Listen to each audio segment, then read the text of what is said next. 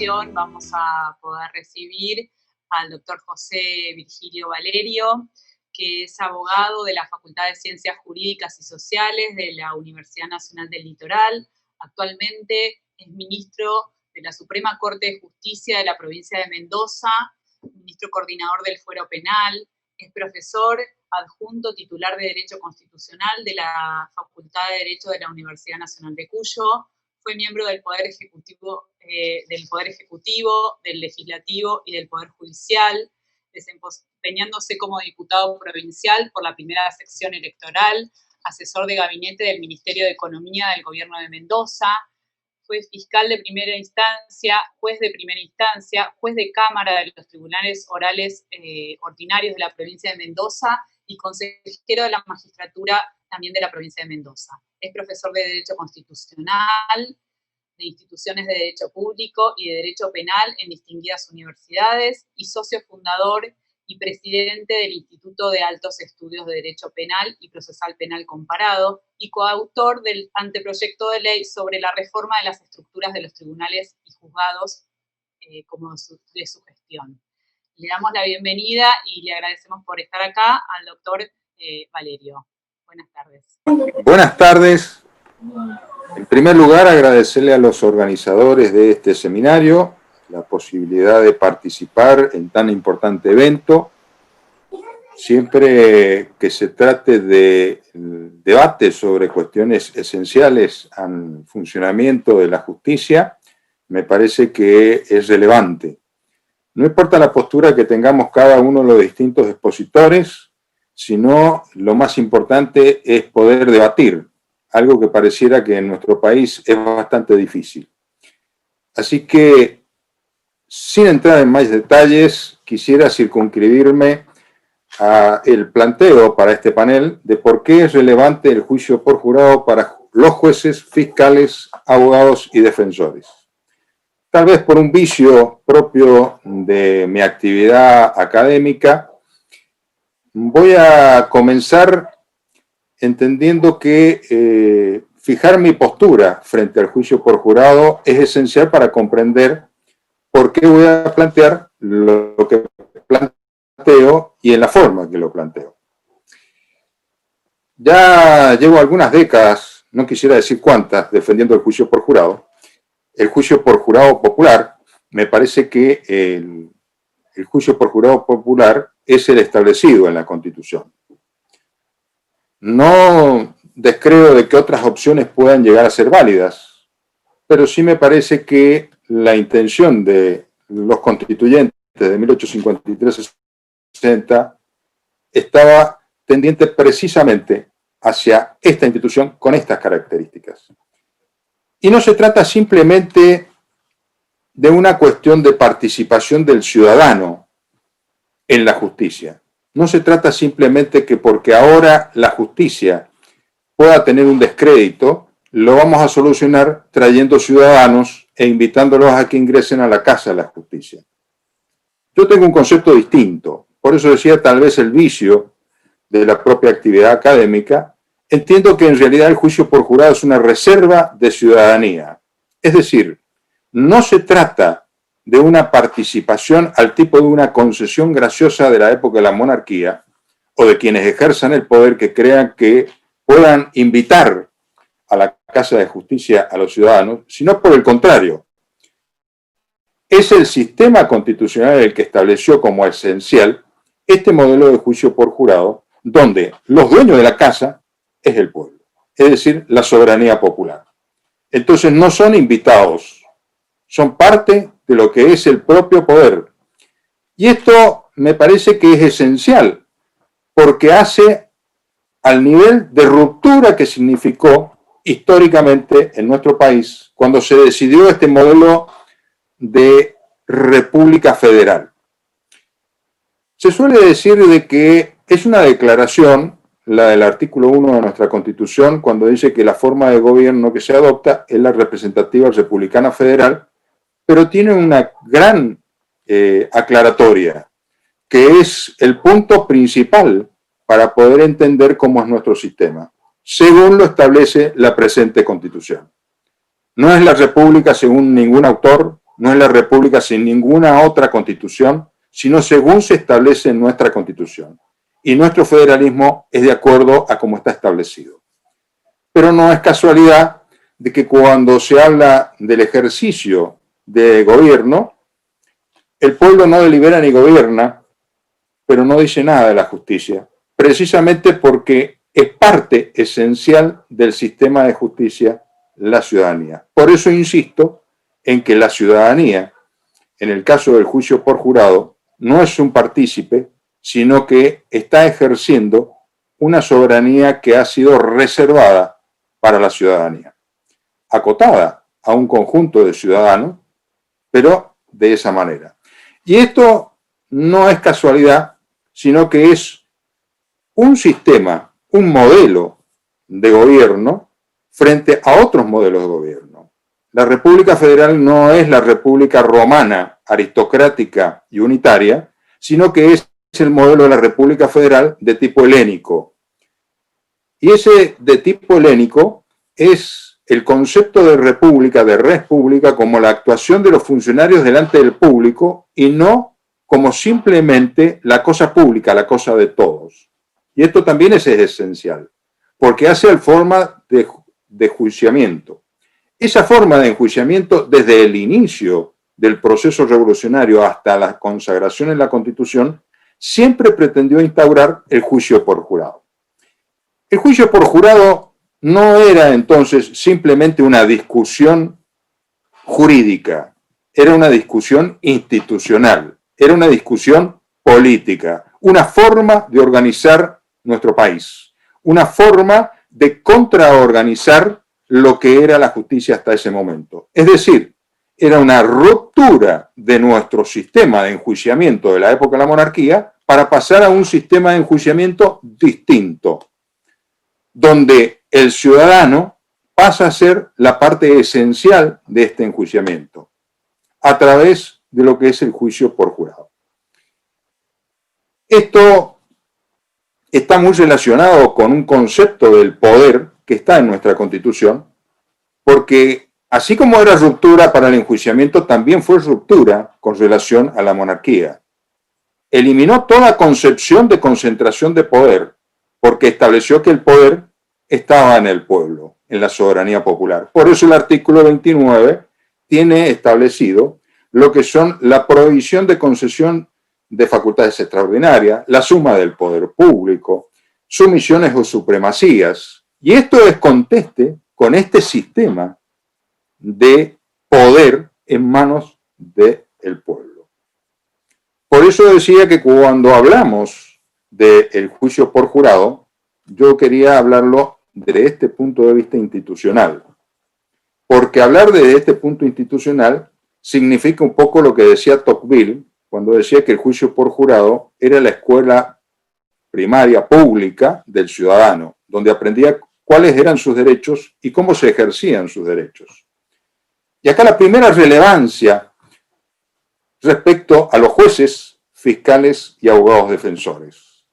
Ellos son los docentes de esta ciudadanía. Ellos son los docentes de lo que significa esta democracia.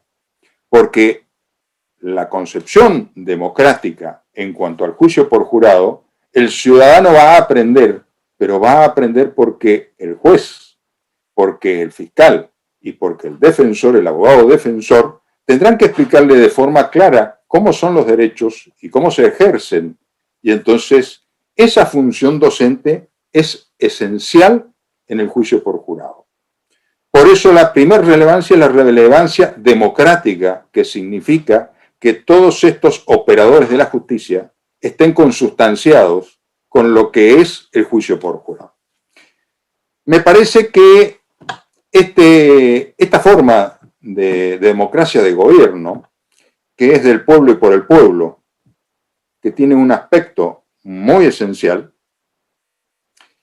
hace relevante también que la ciudad de Buenos Aires y todas las provincias que todavía no tienen el juicio por jurado establecido, lo establezcan.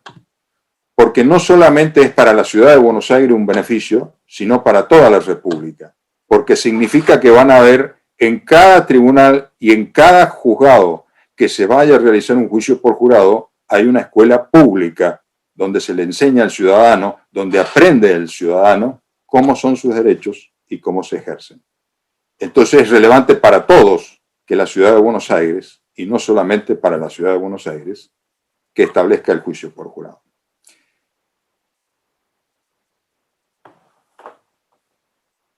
Es cierto que cuando nosotros vamos analizando en la historia de nuestro país, observamos que después de haber establecido constitucionalmente el juicio por jurado, hemos fracasado, como suelo decir, exitosamente. A pesar de una serie de proyectos respecto al juicio por jurado, siempre primó ese criterio europeísta, donde se planteó el procesamiento, se planteó el enjuiciamiento del sistema inquisitivo atenuado, del sistema mixto, donde progresivamente se iba reformando, pero siempre iba quedando ese resabio inquisitivo. Ese resabio inquisitivo que se primó en lo que fue la legislación, después tuvo su cultura jurídica a través de lo que es la academia, a través de lo que es el ejercicio de la profesión, a través de lo que es el funcionamiento del sistema de justicia, está enraizado en nosotros. Y está enraizado en nosotros no solamente el sistema inquisitivo, sino también su metodología, el expediente, el famoso expediente, donde todos sabemos que todo puede ser diferido y todos sabemos las consecuencias que ha traído. Bueno, nosotros hemos empezado al revés de lo que plantearon nuestros prohombres en la patria, que fue hacer ruptura en el proceso. Y entonces hemos comenzado por el sistema mixto de procedimiento, hemos pasado en los últimos años a la oralidad, con distintas características en distintas provincias, y ahora estamos con el juicio por jurado. El juicio por jurado, voy a insistir en lo que siempre digo, no es la frutilla del postre del proceso de transformación. Es el punto de partida, el punto de quiebre, el punto de ruptura definitivo con el sistema inquisitivo. Y me parece que ahí está la relevancia para los jueces, para los fiscales y para los defensores. ¿Por qué está en esto la relevancia? Porque las legislaturas, cuando tenían que sancionar los códigos procesales, en vez de sancionar a lo mejor códigos sin juicio por jurado, podrían haber sancionado códigos con sistemas acusatorios adversariales. Sin embargo, no lo hicieron. Y ahora, de a poco lo vamos instaurando. Pero todos sabemos que esa cultura jurídica que traemos de arrastre, hay que cambiarla. Y para proceder a ese cambio, tenemos que colaborar entre todos. Y ese colaborar entre todos significa que el establecimiento del juicio por jurado en cada provincia y en la ciudad de Buenos Aires es esencial. ¿Es la provincia y la ciudad de Buenos Aires competente para para sancionar una ley de juicio por jurado? Yo entiendo que sí. Es decir, creo que después del caso Canales no hay discusión. Pero quiero insistir que en la idea del constituyente, según lo que yo interpreto, el actual artículo 75, inciso 12, cuando dice y sancionar las leyes que requieran el juicio por jurado, era porque entre los constituyentes tenían la ilusión de que iba a ser más avanzado en la nación y se iba a implementar primero en la nación el juicio por jurado y después le requería a las provincias el establecimiento del juicio por jurado. Precisamente el establecimiento del juicio por jurado en las provincias dependía que intimara el Congreso de la Nación a las provincias que estuvieran más lerdas en su sanción, más remolonas en su sanción, que lo establecieran. Bueno, ha sido al revés, como ha sucedido en todo lo que ha sido en el proceso penal. Han sido desde las provincias y la ciudad de Buenos Aires las que van a tomar la iniciativa de llevar adelante precisamente el juicio por jurado. En cuanto a lo procesal, ya no a lo institucional, me parece que el juicio por jurado va a terminar de romper con el sistema de escrituralidad. Y digo que va a terminar de romper con el sistema de escrituralidad porque obviamente no pueden ir con el expediente en los lugares donde existe expediente, ni tampoco pueden ir con el expediente digital, porque en muchos lugares lo que ocurre es que no tenemos expediente papel, pero tenemos expediente digital, que es lo mismo que el expediente papel, pero está digitalizado. Y esto también es un problema.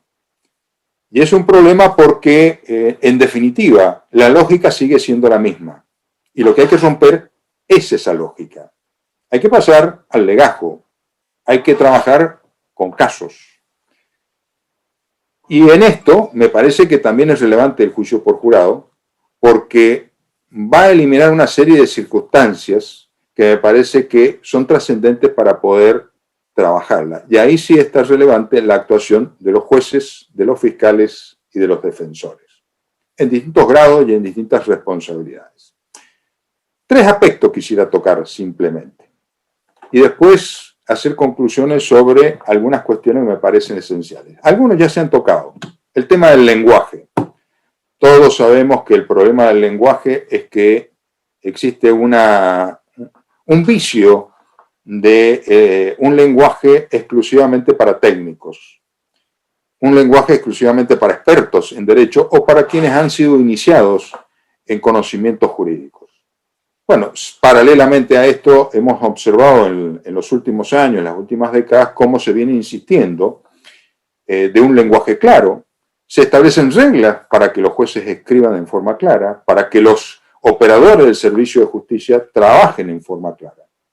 Creo que el juicio por jurado va a contribuir, y me voy a referir al final, grandemente en este planteo.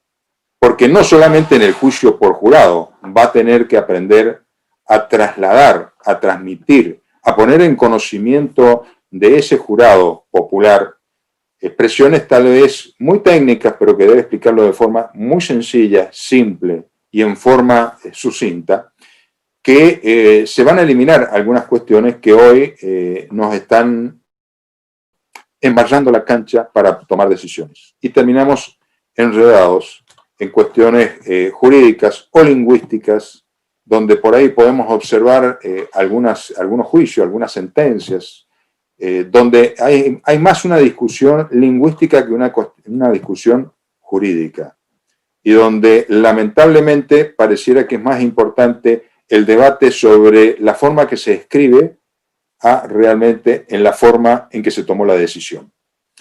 No se analiza el razonamiento jurídico, sino que se analiza más bien la forma en que se explicó ese razonamiento jurídico. He visto algunas sentencias que revocan sentencias de tribunales inferiores que realmente pareciera que es mucho más importante discutir cuestiones lingüísticas. La segunda cuestión que me parece que es importante, además del lenguaje, es respecto a la forma en que se actúa. Es decir, relacionado con esto del lenguaje y paradoxos, se actúa como hemos estado acostumbrados en el sistema inquisitivo y seguimos con ese resabio, salvo algunos bolsones en algunos lugares que han tenido la suerte de no tener un proceso como lo hemos tenido en la provincia de Mendoza, donde hemos pasado del sistema inquisitivo totalmente escrito al sistema mixto y actualmente hemos pasado el sistema oral y finalmente el año pasado el establecimiento del juicio por jurado que nos permitió avanzar sobre esta reforma procesal. Bueno, esto también me parece que es relevante para los jueces. Es muy importante para los jueces, pero también para los fiscales y a los defensores. Venimos arrastrando una concepción tal vez demasiado académica de lo que es el enjuiciamiento. Y no es que esté mal lo académico. Lo que pasa es que una cuestión es discutir en la academia las cuestiones de la academia y otra cosa es discutir las cuestiones de la academia en un juicio. Y eso me parece que es un error. Y en algunos casos observamos cómo cuestiones que deberían ser discutidas, debatidas y planteadas sus formas de solución en la academia, se vienen y se traen en la justicia, en un juicio. Y esto me parece que es un error. Tal vez producto también de que en nuestro país los jueces, los magistrados en general, tienen actividades académicas, no en todos los países, por no decir que en la mayoría de los países, los que son jueces, los que son magistrados, no tienen actividad académica. El que es académico, y el que se dedica a la justicia se dedica a la justicia. No todos los que se dedican a una u otra actividad pueden realmente desdoblarse para poder entender que hay cuestiones que en la justicia se tratan de una manera y en la academia se tratan de otra. Y hay un trasvasamiento que nos genera una serie de complicaciones. Pero esto también se ha llevado a la selección de los jueces, a los exámenes, a las evaluaciones para esos exámenes, si no le queremos decir exámenes, a esas evaluaciones, y trasciende al ejercicio de la función, porque la cultura se va trascendiendo. Y podemos ver, como lo suelo ver yo en la provincia de Mendoza, con la corta experiencia que hemos tenido un año, que algunos que aparentemente tenían una predisposición, aunque fuera teórica, de los juicios por jurado, cuando empezaron a ver los primeros juicios y cómo se desenvolvían los primeros juicios, empezaron a aparecer los llamados de alerta, donde algunos con preocupación decían, pero esto significa la muerte de la teoría del delito, esto es la muerte de la dogmática penal. Bueno, se ve que no sabían lo que era el juicio por jurado con anticipación, o no entienden cómo es la teoría del delito y cómo es la dogmática penal. El problema es que una cosa es estar hablando en la facultad y otra cosa es resolver las causas que se nos someten a nuestro conocimiento. Y esto es relevante para los jueces y es también muy relevante para los fiscales y abogados defensores. No me quiero detener mucho en esto porque quiero terminar la exposición respecto a algunas temáticas puntuales. Me parece que en esta cuestión, la tercera temática es cómo se ejerce la función. Nosotros hemos tenido, por costumbre del sistema inquisitivo y del sistema mixto, aquello de el juez sabe lo que tiene que hacer y entonces el fiscal trabajaba cómodo en su escritorio, hacía sus dictámenes con tiempo, lo hacía después que el juez ya había avanzado bastante en la investigación.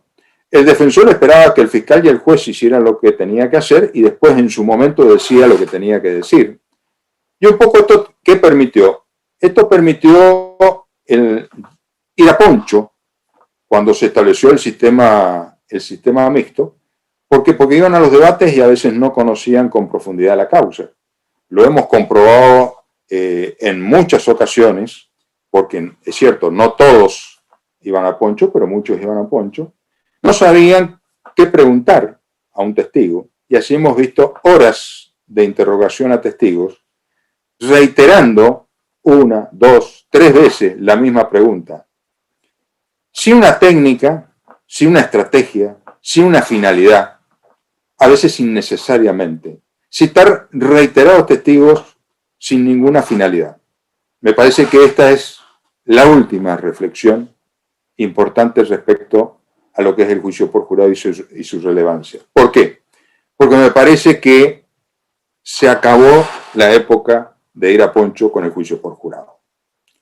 No se puede ir a un debate en un juicio por jurado sin saber específicamente cuál es la teoría del caso que se va a llevar adelante. Todavía se suelen leer algunos requerimientos de fiscales, no hablo de la Ciudad de Buenos Aires, yo puedo hablar de lo que es de la provincia de Mendoza, que realmente es una novela, es un cuento del expediente, no una teoría del caso. Ni hablemos de una teoría de la prueba, ni hablemos de una teoría jurídica. Es decir, no se tiene cabal comprensión, y eso que llevamos varios años respecto a la oralidad. Esta cultura inquisitiva ha quedado dando vuelta. Lo que pasa es que sobrevive la cultura inquisitiva aún en la oralidad. ¿Por qué? Porque aquello de que entre bueyes no hay cornada, y bueno, todos miramos un poco para el costado, a veces ruborizado cuando viene alguien, algún defensor o algún fiscal que no sabe de qué se trata, o dice alguna cuestión que entre nosotros y en silencio decimos hacia adentro, esto es un disparate, no podría haberlo planteado. Lo que ocurre es que en un juicio por jurado ya no es igual. ya no tiene las mismas características. Y acá aparece la relevancia del juicio por jurado, porque empieza a cambiar la forma de ejercer la función.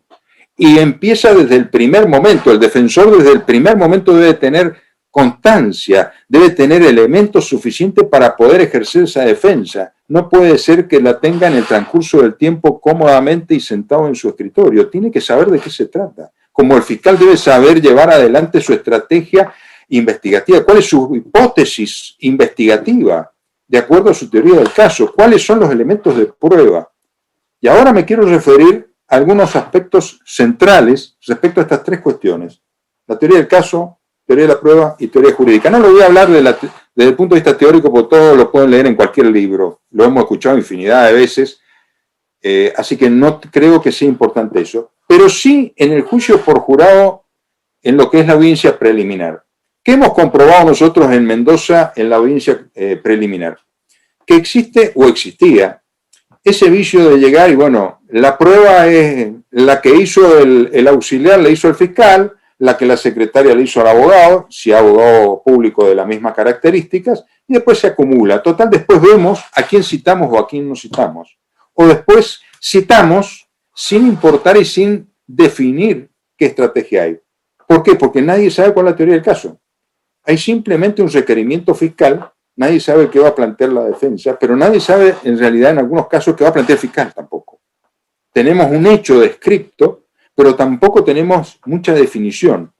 Incluso todavía hay fiscales, en nuestro caso, en nuestra provincia, a pesar de que no tienen una obligación, saben que lo único que tienen que ofrecer es la prueba para sustentar la acusación, todavía hay fiscales que siguen ofreciendo la prueba que es de la defensa, no es de la acusación. Y todavía hay defensores que vienen y lo único que hacen es adherirse a la prueba presentada por el fiscal. Ya llevamos muchos años de realidad nosotros. Y sin embargo, todavía tenemos este vicio porque es un problema cultural. La otra cuestión que me parece importante y relevante del juicio por jurado son las estipulaciones probatorias. No saben lo que son las estipulaciones probatorias. Creen que ponerse de acuerdo si va a presentar un testigo o un testigo es una estipulación probatoria. Y no es un problema teórico, es un problema práctico, es un problema de estrategia. Es un problema de saber definir qué es lo que está resuelto, lo que no es controversial en el litigio. Y todavía no se comprende. Y esto me parece que es muy importante porque va a influir sobre todo el resto del sistema. Finalmente, los alegatos. No sé cuánto tiempo me queda, pero trataré de ir completando. Finalmente, los alegatos. El alegato de apertura. Es esencial el alegato de apertura. Hacerle comprender al ciudadano que es jurado cuál es la hipótesis del fiscal, pero no en un texto de a veces 2, 3, 4 fojas, como solemos encontrar en los requerimientos escritos, sino de forma tal que en pocos minutos el ciudadano sepa de qué se trata, que el ciudadano pueda comprender válidamente. Y acá me parece que es esencial porque eso también define la estrategia del examen y contraexamen de testigos. Y por eso decía, no se puede ir más a poncho. No se puede ir a un juicio por jurado a poncho. Por lo tanto, entiendo que ahí está lo más importante. Bueno, me avisan que ya estamos en el tiempo. Cierro la idea. Todo esto, ¿qué quiere decir?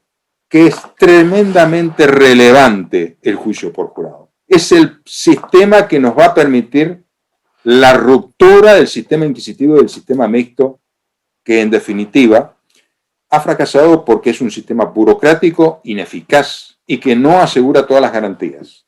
Porque si asegura una, desmejora otras. Sabemos que si nosotros vamos garantizando las revisiones y todas las nulidades, ¿qué es lo que ocurre? Se vuelve interminable, nunca termina el juicio.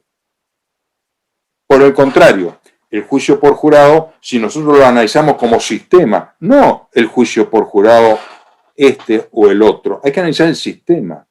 Y ese sistema nos va a ayudar a comprender el tema del lenguaje, la forma en que vamos a proceder, la función como la vamos a ejercer y la preparación.